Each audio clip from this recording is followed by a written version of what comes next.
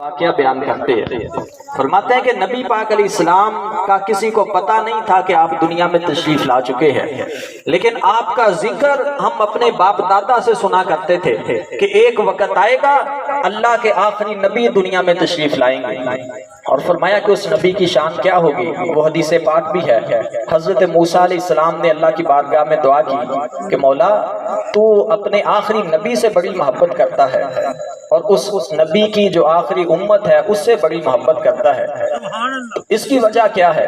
تو نبی پاک علیہ السلام آپ کی شان اور آپ کا مقام اللہ تعالیٰ نے فرمایا کہ اے موسیٰ تیری قوم جو بنی اسرائیل ہے وہ ہزاروں سال کی میں نے ان کو زندگی دی۔ بنی اسرائیل کا ایک آدمی 1000 سال سے بھی اوپر کی عمر ہوتی تھی، فرمایا کہ وہ بنی اسرائیل والے ہزاروں سال کی عمر میں ساری رات جاگ کر اللہ کی عبادت کرتے، صبح سے شام تک روزہ بھی رکھتے اور روزہ رکھ کر وہ جہاد بھی کرتے۔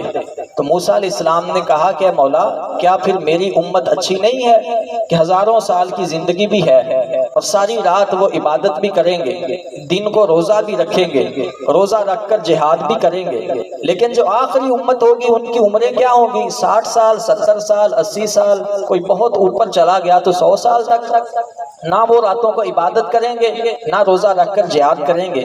تو مولا پھر میری امت بنی اسرائیل اس امت سے بہتر نہیں ہے؟ تو اللہ تعالیٰ نے کیا فرمایا؟ فرمایا موسیٰ تیری قوم بنی اسرائیل والے ہزاروں سال ان کی عمر ہو، ساری رات وہ عبادت کریں، سارا دن روزہ رکھ کر وہ جہاد کر کے جو مقام حاصل کریں گے، جب میرے نبی کی آخری امت آئے گی وہ میری رضا کے لیے اخلاص نیت کے لیے 2 رکعت نفل ادا کریں گے، میں تیرے امت سے زیادہ انہیں ثواب عطا فرما دوں گا۔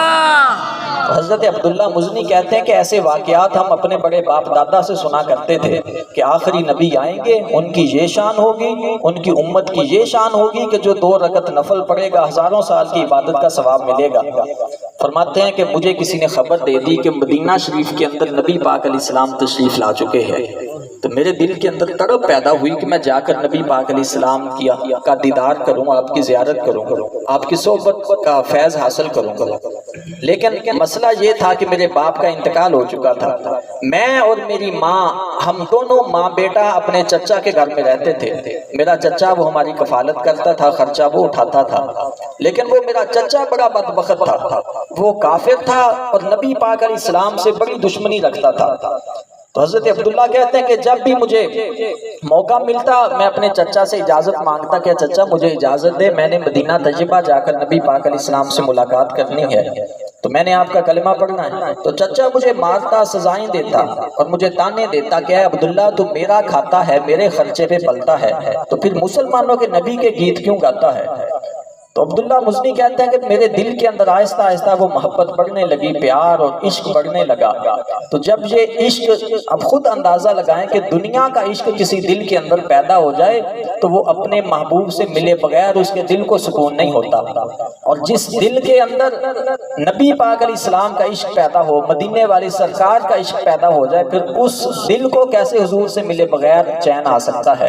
وہ بلے شاہ صاحب رحمت اللہ تعالی علیہ وہ بھی بول اٹھے، فرماتے تھے کہ عشق سے اگ دوویں ایک برابر، لیکن عشق دا سیک وڈھیرا، عشق تے اگ دوویں ایک برابر لیکن عشق دا سیک وڈھیرا، اگ ساڑے ککھ تے کانے لیکن عشق ساڑے تن میرا، عشق تے اگ دوویں ایک برابر، عشق دا سیک وڈھیرا، فرمایا کہ اگ ساڑے ککھ تے کانے لیکن عشق ساڑے تن میرا، اگ دا دارو می تے پانی کوئی دسے ہاں بھلا، عشق دا دارو کیڑا، بلے شاہ ہوتے کچھ نہیں ہو بچدا جتھے عشق ہراں ڈیرا لایا۔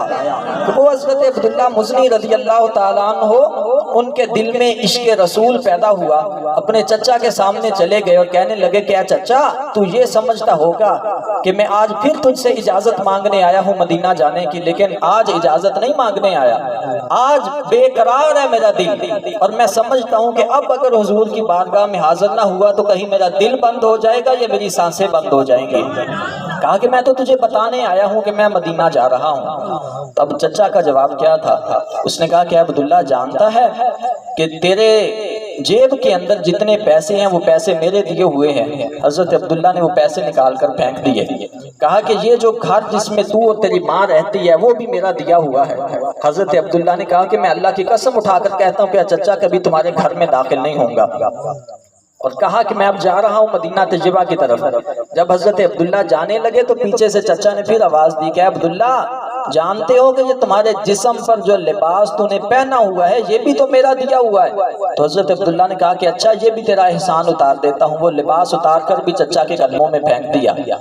नंगे हो गए और ये खुला बदन लेकर अपनी माँ के पास चले गए और कहने लगे कि अम्मा, तू तो जानती है कि जब मैं पहली मर्तबा दुनिया में आया था, पैदा हुआ था, उस वक्त भी मेरा जिस्म नंगा था। तूने मुझे कपड़ा दिया, मुझे लिबास दिया, मेरे जिस्म को ढांका। देखो आज मैं फिर बेलिबास हो गया हूँ, मैं फिर नंगा हो गया हूँ, क्या तू अब मेरे बदन पे कपड़ा नहीं चढ़ाएगी? तो माँ ने रोकर कहा, क्या बेटा, मेरे पास तुझे एक दुपट्टा है, ये तुम्हें दे देती हूँ तेरा जिस्म ढांपने के लिए। हजरत अब्दुल्ला फरमाते हैं कि मैंने अपनी माँ का दुपट्टा अपने सर पर रखा, जिस्म पर लपेटा, और माँ से इजाजत लेकर मैं मदीना तैयबा की तरफ रवाना हुआ। कोई हम सफर नहीं था और जानता भी नहीं था कि मदीना में कोई जानने वाला होगा भी नहीं। मैंने तो तौरात, ज़बूर, इंजील में जो वाक़यात सुने थे कि मदीने में सरकार आएंगे, वो गरीबों के गमखार होंगे, वो हम जैसे बेकसों का सहारा बनने वाले होंगे, तो मेरे दिल में तो जिक्र सुनकर मोहब्बत पैदा हुई थी। मैं जानता भी नहीं था कि हुजूर कैसे हैं, और ये भी नहीं जानता था कि हुजूर मुझे पहचानेंगे भी या नहीं। मैंने माँ का दुपट्टा लिया और मदीना तैयबा की तरफ रवाना हुआ। तो हजरत अब्दुल्ला कहते हैं कि सर्दियों का मौसम था, आधी रात हुई, मैं मदीना तैयबा दाखिल हुआ और परेशान था कि लोग तो दरवाजे बंद करके सो रहे होंगे। मेरे जिस्म पर माँ के दुपट्टे के अलावा और कुछ भी नहीं है। अगर किसी ने घर में रहने के लिए जगह ना दी तो शायद सर्दी की वजह से वैसे मैं जम जाऊं और मेरी मौत हो जाए। फरमाते हैं कि जब मैं मस्जिद नबवी शरीफ के करीब से गुजरने लगा, आधी रात का वक्त है, सर्दी का मौसम है, तो एक स्याह फाम गुलाम दरवाजे पर खड़ा था। जब मैं उसके करीब आया तो वो स्याह फाम गुलाम सामने आया और कहने लगा कि आने वाले, क्या तुम्हारा नाम अब्दुल्ला मुज़नी है? मैं तो सोच रहा था कि मदीना में कोई जानने वाला नहीं होगा, किसके पास रहूंगा, कौन मुझे ठिकाना देगा। जब मैं उसके करीब पहुंचा तो उसने कहा कि आने वाले, क्या तुम्हारा नाम अब्दुल्ला मुज़नी है? हैरान हो गया और मैंने पूछा कि भाई तू मुझे कैसे जानता है, मेरा नाम कैसे जानता है? तो उसने कहा कि तू नाम की बात करता है, अभी अंधेरा नहीं छाया था कि उस वक्त से नबी पाक अलैहिस्सलाम ने हुक्म दिया था कि ऐ बिलाल, इस रास्ते से मेरे मोहब्बत करने वाला मेरा गुलाम अब्दुल्ला मुज़नी गुजरेगा, तूने खड़े होकर उसका इस्तकबाल करना है। बेखबर हो जो गुलामों से वो आका क्या है, कि ये आका अलैहिस्सलाम की शान है कि अभी अब्दुल्ला मुज़नी घर से निकले नहीं है, लेकिन हजरत बिलाल हबशी को खड़ा कर दिया कि बिलाल, यहाँ से मेरा गुलाम गुजरने वाला है, तूने खड़ा होकर उसका इस्तकबाल करना है। परदेसी है, ठीक है बिलाल, इसको खाना दे देगा, इसको रिहाइश दे देगा। नहीं, बल्कि हुजूर अलैहिस्सलाम ने फरमाया, मेरे साहबा, जिस तरह मैं अपनी औलाद से मोहब्बत करता हूँ, इसी तरह मैं अपने अब्दुल्ला मुज़नी से भी मोहब्बत करता हूँ। हजरत अब्दुल्ला कहते हैं कि मैं हुजूर की करम नवाजी और आपकी मेहमान नवाजी पर हैरान था। अपने घर में रखा, हुजूर अलैहिस्सलाम ने अपनी औलाद से बढ़कर मुझे मोहब्बत दी, और फरमाते हैं कि मैं अपने आप को मदीना का सबसे गरीब शख्स समझता था, यतीम भी था, मुसाफिर भी था, गरीब भी था, लेकिन मैं दावे से कहता हूँ कि हुजूर अलैहिस्सलाम जितनी मुझसे मोहब्बत करते थे, मुझे लगता है कि हुजूर अलैहिस्सलाम ने कभी अपनी औलाद से भी उतनी मोहब्बत नहीं की होगी।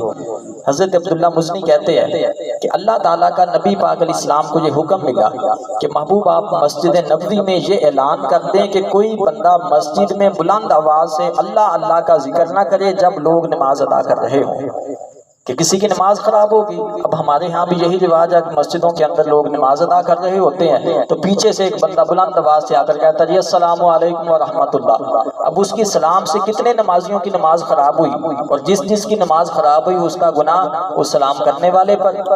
अब्दुल्ला मुज़नी कहता है कि मुझे ऊंची जिक्र करने की आदत थी, तो मैं मस्जिद के एक सुकून के साथ बैठा हुआ अल्लाह अल्लाह अल्लाह कर रहा था कि बुलंद आवाज मेरी जब हुई तो हजरत उमर रज़ी अल्लाह तआला अन्हु, वो बड़े गुस्से वाले साहबी थे, आकर मेरे पास खड़े हो गए और मुझे झिड़क कर कहा, क्या अब्दुल्ला, क्या तुझे नबी पाक अलैहिस्सलाम का हुक्म याद नहीं? हुजूर ने फरमाया कि जब नमाज हो रही हो तो बुलंद आवाज से जिक्र नहीं करना। तो हजरत अब्दुल्ला कहते हैं कि जब से मैं मदीना आया था कभी किसी ने मुझे झिड़का नहीं था, नबी पाक अलैहिस्सलाम ने झिड़कने दिया ही नहीं تھا، کہا کہ یہ میرے بیٹوں سے بڑھ کر میرا غلام ہے۔ حضور علیہ السلام نے پیار دیا تھا، محبت دی تھی۔ آج پہلی دفعہ مجھے حضرت عمر نے جب جھڑکا تو میری آنکھوں سے آنسو آ گئے، اور پھر میں نے دل میں سوچا کہ میں نبی پاک علیہ السلام کو حضرت عمر کی شکایت نہیں لگاؤں گا، کیونکہ غلطی میری ہے، میں نے بلند آواز سے ذکر کیا، میں نے حکم کی خلاف ورزی کی۔ فرماتے ہیں کہ جمعے کا وقت تھا، نبی پاک علیہ السلام مسجد میں تشریف لائے، منبر پر جلوہ فرما ہوئے خطبہ دینے کے لیے۔ میں مسجد کے کونے میں بیٹھا ہوا تھا، اپنی آنکھیں چہرہ صاف کر لیا کہ حضور کو پتہ نہ چلے کہ میں رو رہا تھا۔ تو نبی پاک علیہ السلام نے جب میری طرف دیکھا تو وہ بے خبر ہو جو غلاموں سے وہ آقا کیا ہے، حضور علیہ السلام نے جان لیا کہ عبداللہ مزنی رو رہا ہے۔ اپنے منبر سے نیچے تشریف لائے اور حضور خود چل کر میرے پاس آئے۔ حضرت عبداللہ کہتے ہیں کہ جب حضور نے دونوں کندھوں سے پکڑ کر مجھے کھڑا کر کے سینے سے لگایا تو پھر میرے بندن ٹوٹ گئے اور میں زارو کتار حضور کے سینے سے لگ کے رویا، بڑا رویا۔ حضور علیہ السلام نے مجھے تسلی دی، مجھے خاموش کروایا اور فرمایا کہ عبداللہ مزنی، آج تک میں نے تجھے روتا ہوا نہیں دیکھا، محبت دی، تجھے پیار دیا، الفت دی، تجھے چاہت دی، تجھے اپنا پن دیا، تو اے عبداللہ مزنی آج تو کیوں رو رہا ہے؟ تو میں نے عرض کیا کہ حضور غلطی میری ہے، میں نے اونچی آواز سے ذکر کیا، آپ کے حکم کی خلاف ورزی کی ہے، عمر نے ڈانٹ دیا اس لیے مجھے رونا آ گیا۔ تو حضور علیہ السلام نے فرمایا کہ عمر کو بلاؤ۔ حالانکہ حضور کا اپنا حکم تھا کہ مسجد میں بلند آواز سے ذکر نہیں کرنا، کسی کی نماز خراب ہوگی، لیکن جب عبداللہ مزنی کی باری آئی فرمایا عمر کو بلاؤ۔ حضرت عمر حاضر ہوئے، فرمایا کہ اے عمر تو نے عبداللہ مزنی کو کیوں جھڑکا؟ حضرت عمر عرض کرتے ہیں کہ حضور آپ کا حکم تھا کہ بلند آواز سے ذکر نہیں کرنا، انہوں نے بلند آواز سے ذکر کیا، میں نے جھڑک دیا۔ نبی پاک علیہ السلام نے فرمایا اے عمر آج کے بعد کسی نے میرے عبداللہ مزنی کو جھڑکنا نہیں ہے، جو چاہے کرے کوئی اس کو روکنے والا نہیں ہے۔ حضرت عبداللہ مزنی صحابہ فرماتے ہیں کہ آپ بیمار ہوئے اور وہ بیماری اتنی بڑی کہ حضرت عبداللہ کا انتقال ہو گیا۔ اس وقت مدینہ طیبہ کے اندر رواج یہ تھا کہ جس شخص کا انتقال ہوگا اس کو قبر میں اتارنے کے لیے اس کا خونی رشتہ دار آئے گا، وہ اپنے ہاتھوں سے اسے قبر میں اتارے گا، کوئی بیگانہ اسے قبر میں نہیں اتار سکتا تھا۔ اس دور کے اندر حضرت عبداللہ مزنی کا انتقال ہوا، کفن دیا گیا، غسل دیا گیا، جنازہ پڑھ کر قبر کے قریب لایا گیا۔ اب صحابہ کا مجمع تھا، انتظار میں تھے کہ عبداللہ مزنی کا کوئی خونی رشتہ دار آئے گا، وہ آ کر انہیں اٹھا کر قبر میں دفن کرے گا۔ لیکن عبداللہ مزنی کا کس نے آنا تھا؟ ایک بوڑھی ماں تھی جو پیچھے وطن میں چھوڑ آئے تھے، یتیم تھے، کوئی بھائی بہن نہیں تھا۔ بڑے انتظار کے بعد عرض کیا کہ حضور عبداللہ مزنی کا کوئی رشتہ دار نہیں آ رہا جو اسے دفن کرے۔ تو حضور علیہ السلام صفیں چیرتے ہوئے آگے بڑھے اور فرمایا کہ لوگوں گواہ ہو جاؤ کہ میں اللہ کا نبی مصطفیٰ علیہ السلام اعلان کرتا ہوں کہ عبداللہ مزنی اس دنیا کے اندر بھی میرا رشتہ دار ہوگا اور قیامت میں جنت کے اندر بھی میرا رشتہ دار ہوگا۔ صحابہ فرماتے ہیں کہ حضور کی کرم نوازی پر حیران تھے، ایک غریب یتیم ایک مسافر شخص کو حضور علیہ السلام نے اتنی محبت دی، اتنا پیار دیا کہ ایک خونی رشتہ دار بن کر اسے اپنے ہاتھوں میں اٹھا کر قبر میں دفن کر دیا۔ تو یہ نبی پاک صلی اللہ تعالی علیہ وسلم آپ کا ذکر تھا جو لوگوں نے تورات میں، زبور میں، انجیل میں پڑھا، اور آپ کا ذکر پڑھ کر ہی ان لوگوں کو دولت اسلام نصیب ہوئی۔ تو اس لیے اللہ تبارک و تعالیٰ کا فرمان بھی ہے کہ وَرَفَعْنَا لَكَ ذِكْرَكَ، کہ محبوب ہم نے آپ کے ذکر کو آپ کے لیے بلند کیا، اور جس ذکر کو اللہ نے بلند کیا وقت گزر سکتا ہے، یہ زمانے ختم ہو سکتے ہیں، لیکن حضور علیہ السلام کے ذکر میں کمی نہیں آ سکتی، کیونکہ یہ بھی قرآن پاک کا ہی ارشاد ہے۔